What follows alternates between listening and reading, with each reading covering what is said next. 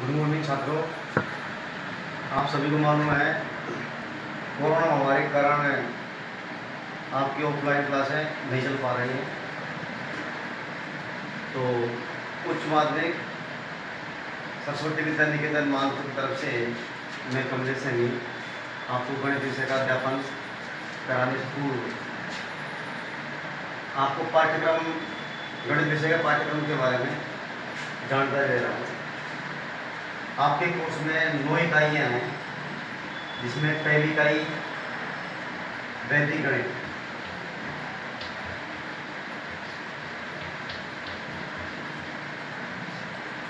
दूसरी इकाई है आपकी संख्या पद्धति,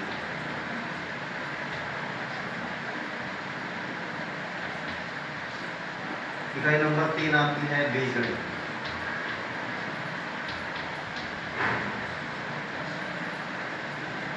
और इकाई नंबर 4 है आपकी त्रिकोणमिति।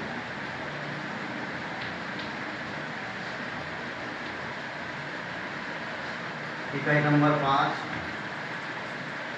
आपकी निर्देशांक ज्योमेट्री है।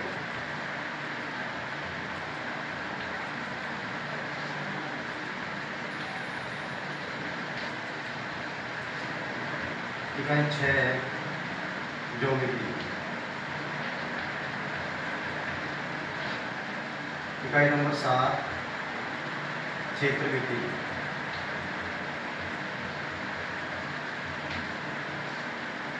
इकाई नंबर 8 सांख्यिकी एवं प्रायिकता।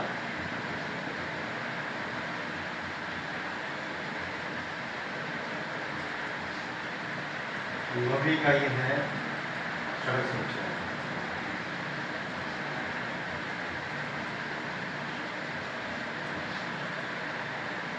वैदिक गणित में प्रश्नमाला केवल पहली आती है, संख्या पद्धति में इसमें भी प्रश्नमाला दूसरी आती है, बीजगणित में प्रश्नमाला 3, 4 व 5 आती है। इसी प्रकार से त्रिकोणमिति में प्रश्नमाला 6, 7 व 8 आती है, और निर्देशांक ज्योमेट्री में मात्र एक प्रश्नमाला है 9। ज्योमेट्री में प्रश्नमाला 10, 11, 12, 13 व 14। क्षेत्रमिति में 2 प्रश्नमाला हैं, 15 व 16। सांख्यिकी प्रायिकता में 2 प्रश्नमाला है, 17 व 18, और सड़क सुरक्षा में 1 प्रश्नमाला है, 19 नंबर, जिनका अंक विभाजन इस प्रकार से है। वैदिक गणित आपके कोर्स में 4 नंबर की है, मतलब 4 अंक की। संख्या पद्धति 3 अंक, बीजगणित 12 अंक, त्रिकोणमिति 11 अंक, निर्देशांक ज्योमेट्री 6 अंक, ज्योमेट्री 20 अंक, क्षेत्रमिति 10 अंक, सांख्यिकी एवं प्रायिकता 10 अंक, सड़क सुरक्षा 4। इस प्रकार वार्षिक परीक्षा का जो पेपर का पूर्णांक है वो है 80 अंक। यह आपका पाठ्यक्रम का इस प्रकार से विभाजन है। इसके अलावा विद्यालय स्तर की जो परीक्षाएं होती हैं उसमें प्रथम परक 10 अंक का, सेकंड परक 10 अंक का, थर्ड परक 10 अंक का, और हाफ ईयरली एग्जाम 70 अंक का। तो यहाँ कुल पूर्णांक बनता है आपका 100 अंक। तो 100 अंक का 10% 17 अंक के लिए, वह 5% प्रोजेक्ट कार्य के लिए, प्रोजेक्ट कार्य के लिए 5%, 3% उपस्थिति, और 2% आचरण। ये हर विषय में इस प्रकार से 17 अंक का विभाजन है। कुल 17 अंक आपका 20 अंक का हो गया। इस प्रकार से शतरांक व वार्षिक संख्या का पूर्णांक दोनों मिला के 80 + 20 बराबर कुल पूर्णांक आपका 100 अंक का रहेगा। ये तो आपका पाठ्यक्रम प्रश्नमाला टोटल 19 अंक विभाजन वार्षिक पेपर का 80 अंक का है। और जो स्कूल स्तर पर जो एग्जाम होंगी, प्रथम पर 10 अंक का, सेकंड पर 10 अंक का, थर्ड पर 10 अंक का और हाफ ईयरली एग्जाम 17 अंक का। इस प्रकार से टोटल आपका 100 अंक हो गया। तो 100 अंक का 10% तथा 5% प्रोजेक्ट कार्य का, 3% उपस्थिति और 2% आचरण। इस प्रकार से कुल 17 अंक आपका इस विषय में 20 अंक बनता है। अन्य विषय में कितना होता है, इसी प्रकार होता है। तो कुल पूर्णांक इस विषय का हो गया आपका 100 अंक का। अब मैं आपको सबसे पहले वैदिक गणित, पिछले वर्ष के बजाय अब इस वर्ष वैदिक गणित में कुछ पाठ्यक्रम को कम किया गया है। वैदिक गणित के पाठ्यक्रम में मात्र 2 टॉपिक है। पहला टॉपिक तो है वर्ग व घन का, और दूसरा टॉपिक है आपका भाग। अब भाग में आपके और घन में, दोनों में वर्ग घन के लिए तो वैदिक गणित के अंदर एक विधि है, उसका नाम है निकलन विधि। निकलन विधि से वर्ग और घन हम ज्ञात करेंगे। और भाग में 3 प्रकार के भाग आपके कोर्स में है, जिसमें पहला है ध्रुजांक। ध्रुजांक वाले भाग, ध्रुजांक विधि से एक विधि का नाम है। दूसरा है निकलन, निकलन विधि से भाग। और तीसरा है परावृत्त से भाग।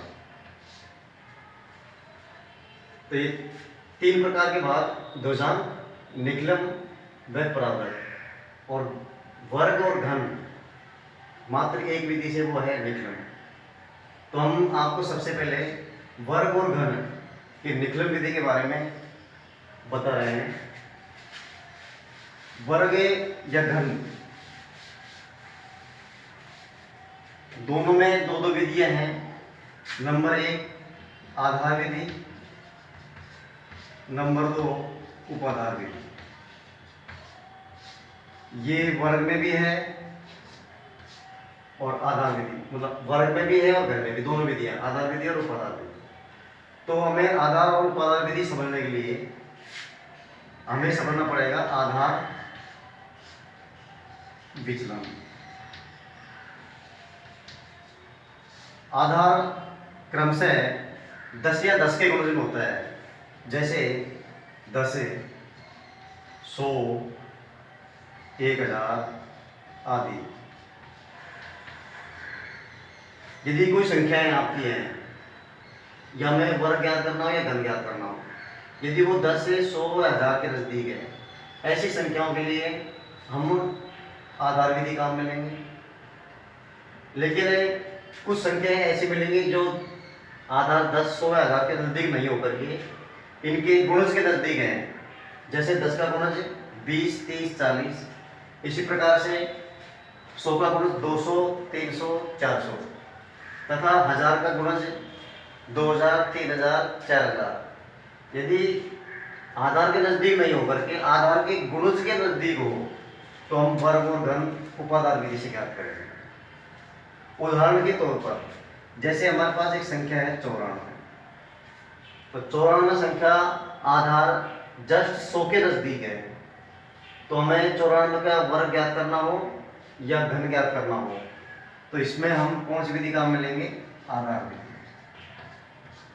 आधार विधि काम में लेंगे 94 के लिए।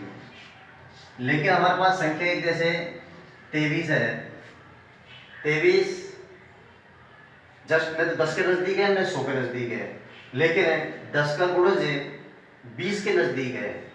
तो ऐसी स्थिति में 23 के लिए हम विधि काम में लेंगे उपाधार विधि। इस प्रकार से संख्या को देख करके हम ये तय करेंगे कि दी गई संख्या में आधार विधि काम आएगी या उपाधार विधि काम आएगी। यदि दी गई संख्या जस्ट आधार 10, 100, 1000 के नजदीक हो, तो हम आधार विधि काम में लें। जैसे मैंने उदाहरण बताया कि 94 100 आधार के नज़दीक है, इसलिए इसमें आधार विधि काम आएगी। दूसरी संख्या मैंने 23 ली, ये न 10 के नज़दीक है न 100 के नज़दीक है, परंतु ये 10 का गुणज 20 के नज़दीक है, इसलिए इसमें उपाधार विधि काम आएगी। दूसरा, इसमें इस विधि से करने के लिए हमें विचलन समझना होगा। तो विचलन ज्ञात करने के लिए, यदि आधार विधि से आप सवाल कर रहे हैं या आधार विधि वाली कोई संख्या है, तो विचलन ज्ञात करने का सूत्र है संख्या माइनस आधार। संख्या माइनस आधार। यदि दी गई संख्या उपाधार विधि से हो रहा है, उसमें विचलन ज्ञात करना है, तो ऐसी स्थिति में विचलन ज्ञात करने का सूत्र होगा संख्या माइनस उपाधार। जैसे 23 उपाधार विधि के लिए हमने एक उदाहरण बताया था आपको। तो 23 आधार 10 के गुणज 20 के नज़दीक है, तो यहाँ 23 के लिए जो उपाधार अंक है वो 20 है, और 10 को किससे गुणा करना भी 20 आता है, वह 2। तो 2 जो अंक होगा वो इसका उपाधार अंक होगा। इस प्रकार से विचलन इन सूत्रों से ज्ञात करें और संख्या को देख करके आधार विधि और उपाधार विधि का चयन करें। अब जैसे हमें वर्ग ज्ञात करना है आधार विधि से, आधार विधि से वर्ग, आधार विधि से वर्ग। आधार विधि से वर्ग के लिए सूत्र है किसी भी संख्या का वर्ग ज्ञात करना है। तो किसी भी संख्या का वर्ग का तात्पर्य है कि उस संख्या को उससे गुणा करने पर प्राप्त गुणनफल उस संख्या का वर्ग कहलाता है। जैसे 5 का वर्ग, तो 5 का वर्ग के लिए 5 × 5 बराबर 25। तो अन्य संख्याओं में वैदिक गणित से हम संख्या को निकलम विधि से यदि हम वर्ग ज्ञात करना चाहेंगे, तो उसके लिए फार्मूला सूत्र है संख्या प्लस विचलन। ये तो आपका पहला खंड होगा, ऑब्लिक दूसरे खंड में विचलन का स्क्वायर होगा। जैसे हम उदाहरण के लिए एक संख्या लेते हैं, जैसे 13 संख्या का हमें वर्ग ज्ञात करना है आधार विधि से, क्योंकि 13 जस्ट 10 के नज़दीक है, तो 13 का वर्ग ज्ञात करने के लिए 13 का वर्ग होगा। इससे पहले हम इसमें आधार और उपाधार समझ लें और आधार और विचलन समझ लें। तो यहाँ दी गई संख्या 13 का जो आधार है वो है आपका 10, आधार बराबर 10। और अभी आपको बताया था विचलन ज्ञात करने का सूत्र अनुसार है संख्या माइनस आधार। तो संख्या हमारे पास है 13 और आधार है 10, तो विचलन हो गया आपका 3। तो आधार और विचलन समझ लिया मैंने 13 का। अब इसके अनुसार सबसे पहले सूत्र में है संख्या, तो संख्या हमारे पास है यहाँ 13 प्लस विचलन है हमारे पास यहाँ 3। तो ये तो हो गया आपका पहला खंड। द्वितीय खंड में विचलन का स्क्वायर लेना है, तो विचलन अपना 3 है इस प्रश्न में, तो 3 का स्क्वायर हो गया। अब इसे हम हल कर रहे हैं, 13 + 3 यानी 16 हो गया, और यह 3 का वर्ग मतलब 3 × 3, न कि 3 × 2, 3 × 3 अर्थात 9। ध्यान रहे यहाँ आधार संख्या का 10 है और 10 के अंदर शून्यों की संख्या 1 है, तो आपको पहले खंड को छोड़ करके शेष खंडों में से एक एक अंक लेना है। यदि आधार दी गई संख्या का आधार 100 होता, तो हमें पहले खंड को छोड़ करके शेष खंडों में से 2-2 अंक लेने होते हैं, लेकिन यहाँ आधार 10 है इसलिए एक अंक लेना है। तो द्वितीय खंड में यह केवल एक ही अंक है, तो ये 9 आ जाते हैं, और पहले खंड में जो भी संख्या है जितनी भी अंक होगी वही अंक आ जाएगा। अर्थात ये हो गया आपका 13 का वर्ग 169। ये आधार विधि से किसी संख्या का वर्ग ज्ञात करने के लिए एक संख्या 13 का उदाहरण से आपको समझाया है। इसी प्रकार से एक दूसरा उदाहरण और 2 अंकों वाली संख्या का, जैसे हमें 94 का वर्ग ज्ञात करना है, तो 94 भी अपना आधार 100 के नज़दीक है, तो इसका आधार तो हो जाएगा आपका 100। और अभी विचलन ज्ञात करने का सूत्र बताया था संख्या माइनस आधार, तो संख्या हमारे पास है 94, और आधा है हमारे पास 100। तो ये दोनों का जो अंतर है वो है -0.6 लिखेंगे यहाँ पे, क्योंकि आधा 100 है, 100 में शून्य की संख्या 2 है, इसलिए विचलन में भी 2 अंक होने चाहिए। तो 0 चले गया अपनी तरफ से, 0 लगाए तो 0 से 2 अंक बन गए। तो आधा 10 होने पे 2 अंक लेने थे विचलन में, और आधा 10 होने पर विचलन में 1 अंक लेना होता है। यहाँ माइनस का मान बढ़ा है, इसलिए माइनस का मान बदला है। 94 का वर्ग सूत्र अनुसार, सूत्र है सबसे पहले संख्या, तो संख्या हमारे पास है 94 प्लस विचलन, तो विचलन हमारे पास -0.6 ऑब्लिक दूसरे खंड में विचलन का स्क्वायर, तो विचलन में आपका है -0.6 का स्क्वायर। 94 प्लस का है, 6 माइनस का है, सूत्र अनुसार जोड़ करना है, लेकिन यहाँ 6 माइनस का है, इसलिए 94 और 6 दोनों का अंतर होगा। तो 94 और 6 का जो अंतर है, 14 में से 6 जाएंगे तो बचाएगा आपके 8, और यहाँ 8 रह गए थे। तो ये 94 माइनस 6 का जो 94 6 का जो अंतर है वो 88, और इधर -0.6 का वर्ग, तो वर्ग का तात्पर्य 2 बार गुना होती है संख्या, तो चिन्ह भी इसका में 2 बार गुना होगा, माइनस इंटू माइनस का प्लस हो जाएगा, और 6 का वर्ग 36 होता है। अभी 36 में पहले से 2 अंक बढ़ गए, इसलिए हमें यहाँ 0 लगाने की आवश्यकता नहीं है, क्योंकि 36 में पहले से 2 अंक बढ़ रहे हैं। और यहाँ दिए गए प्रश्न में आधार भी 100 था, तो आपको पहले खंड को छोड़ करके सभी खंडों में से, यानी दूसरे खंड में से आपको 2 अंक लेने हैं। तो यहाँ 36 में आ जाएगा, पहले खंड में जितने भी अंक हैं जो भी तो लिखेंगे। इस प्रकार से 94 संख्या का जो वर्ग है वो है 8836। ये निकलन विधि से, निकलन विधि में आधार विधि से संख्या का वर्ग ज्ञात करना। उसके लिए मैंने 2 अंकों की संख्या, एक 13 ली जिसका आधार 10 था, और दूसरी संख्या ली यहाँ पे 94 जिसका आधार 100 है। 100 के लिए पहले खंड को छोड़कर द्वितीय खंड में 2 अंक लेने होंगे, और आधार 10 होने पर पहले खंड को छोड़कर के द्वितीय खंड में से 1 अंक लेना होगा। इस प्रकार से आधार विधि से किसी भी संख्या का हम वर्ग इस तरह से ज्ञात कर सकते हैं।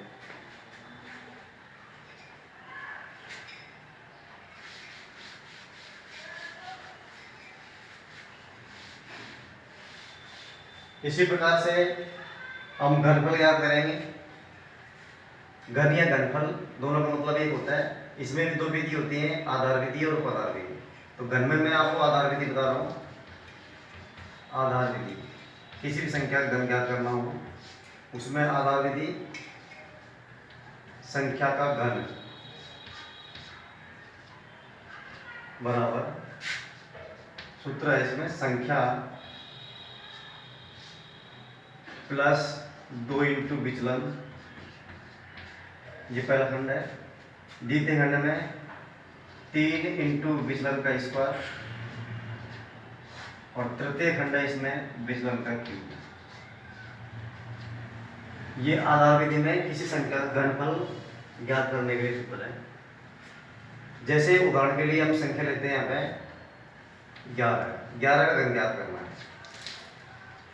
तो 11 संख्या आपके आधार 100 के नजदीक है, तो इस दी गई संख्या का आधार 10 हो गया।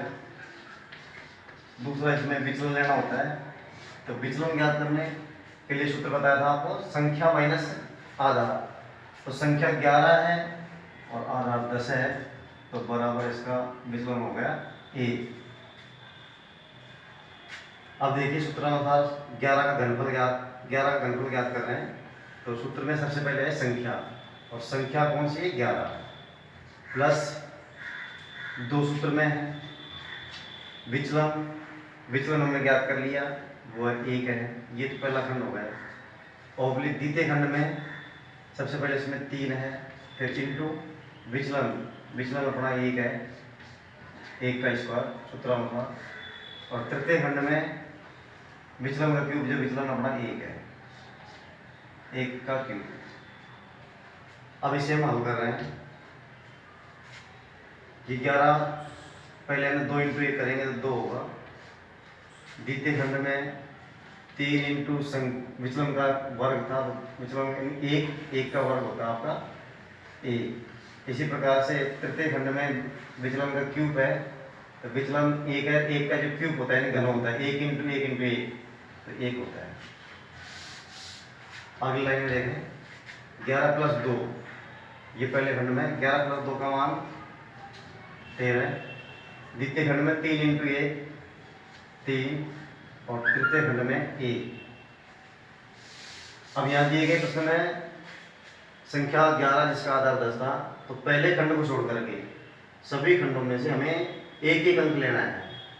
तो यहाँ ऑलरेडी पहले से ही एक अंक है, फिर इसके बाद में भी अगला एक अंक है, और पहले खंड में पूरे अंक लेने होंगे। इस प्रकार से 11 का जो घनफल है वो है 1331। एक दूसरा उदाहरण,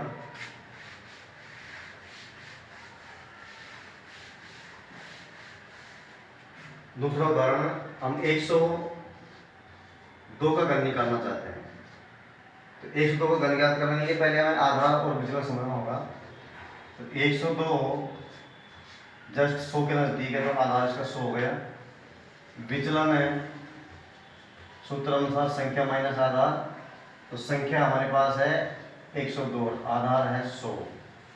आधार 100 है, 100 में 2 जीरो है, तो इसमें विचलन को में 0 लिखना होगा, नहीं कि 2 लिखें। अब देखिए सूत्र अनुसार सबसे पहले है सूत्र में संख्या, तो संख्या है 102 प्लस, फिर इसके बाद में 2 इंटू विचलन, तो विचलन का मान हमारा है 0,2। ये तो पहला खंड हो गया। द्वितीय खंड में सूत्र में सबसे पहले है 3 इंटू विचलन का स्क्वायर, तो विचलन हमारे पास है 0,2, इसका स्क्वायर है। और तृतीय खंड में विचलन का क्यूब यानी 0,2 का क्यूब। हाँ जी, अब हल कर रहे हैं हम 102, पहले 2 इंटू 2 करेंगे, तो 2 4, 0,4 लिखेंगे यहाँ पे। फिर यहाँ 3 इंटू 0,2 का वर्ग 0,4, मतलब 2 इंटू 2, और 0,2 का क्यूब यानी 2 इंटू 2 इंटू 2, जिसका मान होता है 8। लेकिन यहाँ आधार 100 है, तो हम यहाँ लिखेंगे 0,8। 102 प्लस 0,4, तो ये हो गया 106। 3 इंटू 0,4, जिसका गुणनफल हो गया 12, और तृतीय खंड में 0,8। आधार 100 है, इसलिए पहले खंड को छोड़ करके सभी खंडों में से 2 अंक लेने होंगे, क्योंकि आधार 100 में शून्य की संख्या 2 है। तो यहाँ से 0,8 आएगा, यहाँ से 12 आएगा, और यहाँ पहले खंड में जितने अंक हैं वहीं 2 आएंगे। इस प्रकार से ये 102 का घनफल होगा।